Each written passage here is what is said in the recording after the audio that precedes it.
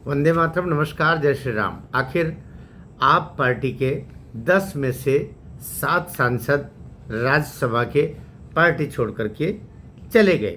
उसमें 3 तो सीधे भारतीय जनता पार्टी के सदस्यता ले ली है और 4 भी उससे अलग ही हैं, वे भी उसके साथ ही हैं। कुल मिलाकर के 7 चले गए और छोड़ गए रोती बिलखती हुई आप पार्टी को। विशेषकर हम अगर राज्यसभा की बात करें, वहाँ की स्थिति बता रहे। लोकसभा में भी ये स्थितियाँ हैं। यदि अभी लोकसभा का भंडा फूटना बचा है, लेकिन अभी तो राज्यसभा में ऐसा हो गया है। अब ये जो 10 राज्यसभा सांसद गए हैं, इसमें से अभी कुल मिला के जितने भी हैं वो सभी पंजाब से चुन के गए हैं। पंजाब से ही उनको सीटें मिली राज्यसभा के लिए, तो 9 उसमें से हैं और उन 10 में से 7 गए हैं। तो अब क्या होगा, क्योंकि ये तो सिंबल था, ये तो प्रतीक था विद्रोह का। ये वही विद्रोह जो कभी यादव बाहर गए तो वो प्रशांत भूषण बाहर गए, तो कुमार विश्वास बाहर गए, तो एक के बाद एक फिर बहुत सारे और कपिल मिश्रा और लंबी फहरिस्त है, जाते गए और लगता ही था कि आखिर में अरविंद केजरीवाल खुद बचेंगे और उनके आंसू पोंछने के लिए संजय सिंह। लेकिन अभी के हालात पर बात करें तो कि ये अभी जो 2027 मार्च में जो विधानसभा पंजाब के चुनाव आ रहे हैं, उससे पहले का बवंडर है, उससे पहले का ये सारा तूफान आया हुआ है। अब सवाल ये उठ रहा है, ये तूफान जो आया है क्या एक दिन में आ गया? नहीं, ये तूफान लगातार आता रहा, लगातार अपना असर दिखाता रहा और इसी तूफान ने अरविंद केजरीवाल को गद्दी से उतारा। इसी तूफान ने अरविंद केजरीवाल को जेल भी पहुंचाया, संजय सिंह को जेल भी पहुंचाया, मनीष सिंह को जेल भी पहुंचाया। लेकिन ये जो तिकड़ी है, तिकड़ी अर्थात अरविंद केजरीवाल, संजय सिंह, मनीष सिसोदिया, इस तिकड़ी के इर्द गिर्द 2-3 महिलाएं हैं, 3 महिलाओं का रोल। फिर आखिरी में मैं बताऊंगा कि अभी जो ये 7 सांसद अलग गए हैं राज्यसभा के, अर्थात बाकायदा लीगल वे में 66% या 2/3 से फूट हुई है और ये लीगल है, इनको मान्यता देना पड़ेगी राज्यसभा सचिवालय को भी, और ये वैधानिक रूप से हुआ है। यद्यपि इसकी कोई प्रशंसा नहीं की जा सकती है, लेकिन आप उस वातावरण में जहाँ पर केवल राष्ट्र के द्रोहियों के पक्ष में वातावरण बनाया जाता हो, जहाँ पर पाकिस्तान के साथ संबंधों को बढ़ा करके और देश को आतंकवाद में झोंकने की योजना बनती हो, जहाँ पर किसान कानून के विरोध के नाम पर विदेशी फंडिंग से देश की सरकार को अस्थिर करने के प्रयास हो, या कि लाल किले के ऊपर तिरंगे को निकाल करके और वहाँ पर तथाकथित अपने एक संगठन का झंडा लगाने के काम हो, ऐसे दल को और ऐसे संगठन को और ऐसे लोगों के साथ जुड़ी हुई राजनीतिक शक्ति को कैसे स्वीकार किया जा सकता है?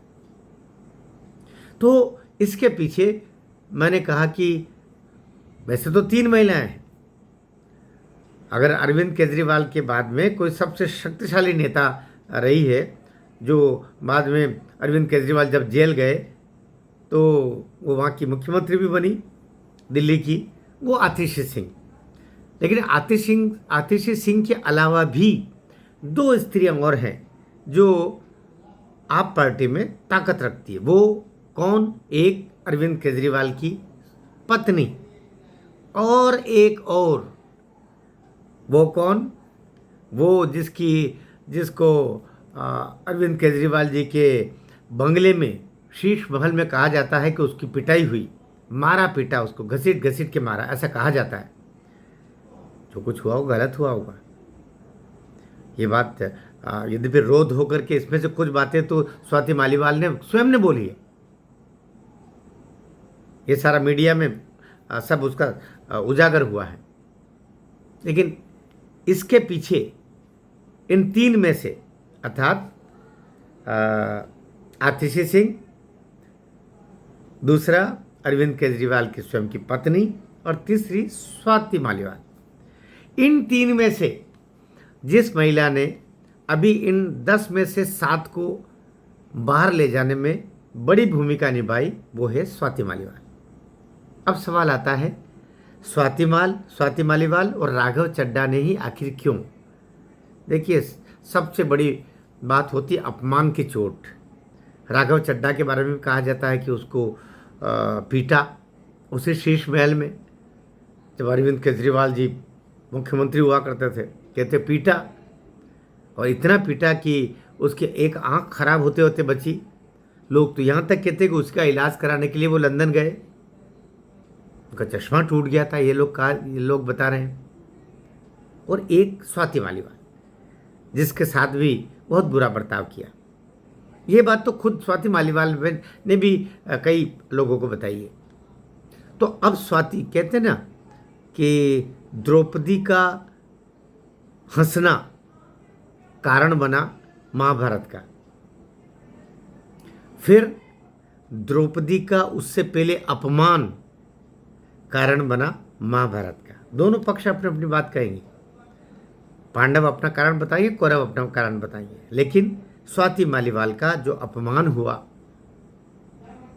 ये अपमान अब रंग दिखाना शुरू कर रहा है। अब बात आएगी पंजाब चुनाव जो मार्च 2027 में होने वाले हैं।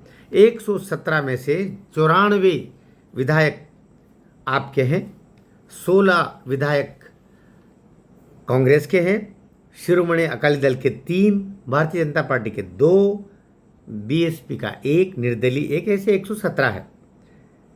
तो 94 विधायक तो भाई इतने हैं कि इस सरकार गिरने का तो आपका सवाल ही नहीं होता। भगवंत मान के चल रहे हैं कि वे बिना किसी दिक्कत के, लेकिन वहाँ भी कहते हैं स्वाति मालीवाल ही भूमिका निभा रही है, राघव चड्ढा दोनों मिल करके। और 94 में से 50 विधायक तो तैयार बैठे हैं। पहले 32 का आंकड़ा आया था फरवरी 25 में ये विपक्ष नेता प्रताप सिंह बाजवा ने कहा था कि 32 विधायक हमारे पास आप पार्टी के तैयार बैठे हैं इधर आने के लिए और सीट खाली करेंगे। दो तरीका होता है।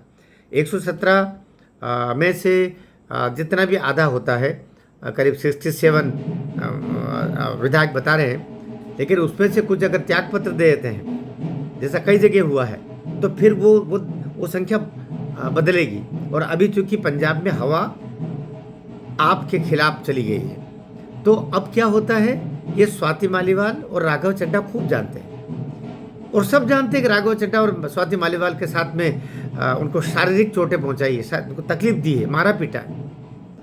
और आज तो बच्चा भी बर्दाश्त नहीं करता है, जरा से डांट बर्दाश्त नहीं करता, तो मारपीट करोगे तुम तो फिर परिणाम भोगो। तो भी सरकार जा रही है, और आगे स्वाति मालीवाल शायद ये जो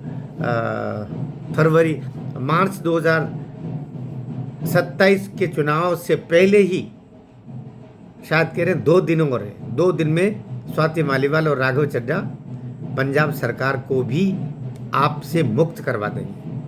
और वहाँ कांग्रेस आप, और कहा तो ये तक जा रहा था कि उसमें बीजेपी के भी शामिल हो सकते हैं, क्योंकि मेघालय में हो चुका है, केवल 2 विधायक थे मेघालय में और बीजेपी की सरकार बनी थी। तो सरकार बीजेपी की बन जाए और ये सब उसमें शामिल हो जाए, काम बड़ा होगा और बहुत जल्दी होगा, 48 घंटे में, जो हमारा मूल्यांकन और हमारे संपर्क बता रहे हैं। वीडियो ठीक लगा हो तो शेयर करें और नीचे कमेंट ज़रूर लिखना। आप, हमारी जानकारी अपनी जगह पहुंचती है, लेकिन आपकी समीक्षा क्या कहती है वो भी नीचे लिखिएगा। भारत माता की जय।